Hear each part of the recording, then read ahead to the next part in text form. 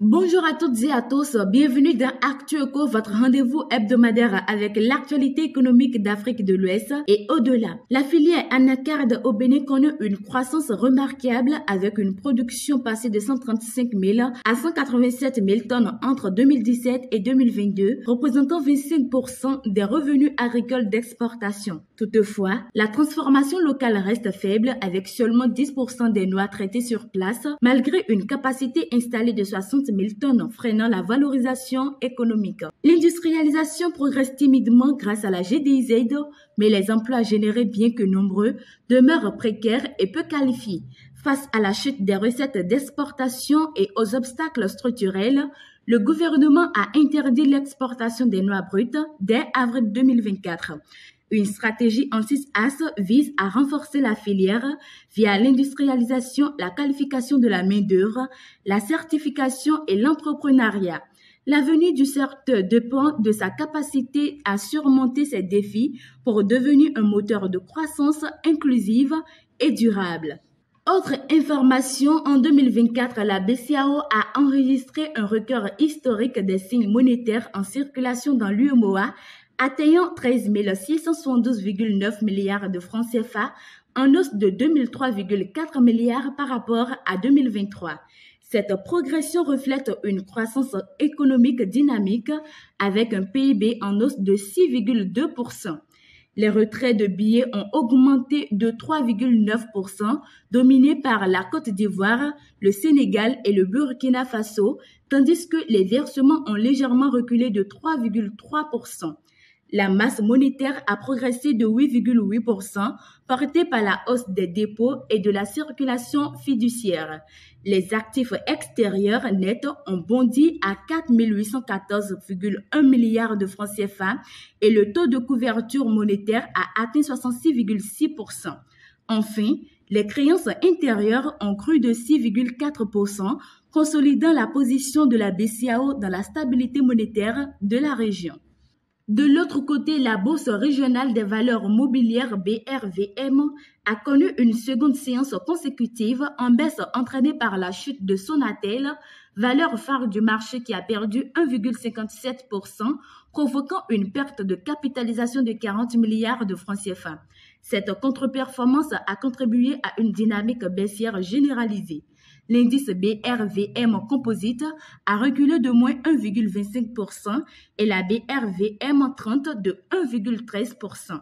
Sur les 35 valeurs échangées, 27 sont en baisse contre 8 en hausse, confirmant une domination du courant vendeur. Des valeurs comme Solibra, soit moins 7,48%, Bernab et Urniwas ont affiché les plus fortes baisses, traduisant des prises de bénéfices face à l'incertitude. Seules quelques résistances dont BOA Mali, soit moins 6,79%, ont émergé sans toutefois renverser la tendance. Le volume d'échange s'élève à 1,41 milliard de francs CFA, indique une sélection rigoureuse des investissements dans un climat de prudence généralisée. Ensuite, la Caisse régionale de refinancement hypothécaire de l'UEMOA a obtenu la note de 3A à long terme et la confirmation de sa note A1+ à court terme de l'agence Bloomfield avec une perspective stable témoignant de sa solidité financière. Cette distinction la positionne comme un acteur majeur du financement du logement dans l'UEMOA. En 2024, l'institution a enregistré une activité record avec 55,2 milliards de francs CFA de refinancement et un résultat net en hausse de 58% grâce à une gestion rigoureuse et un renforcement de ses fonds propres.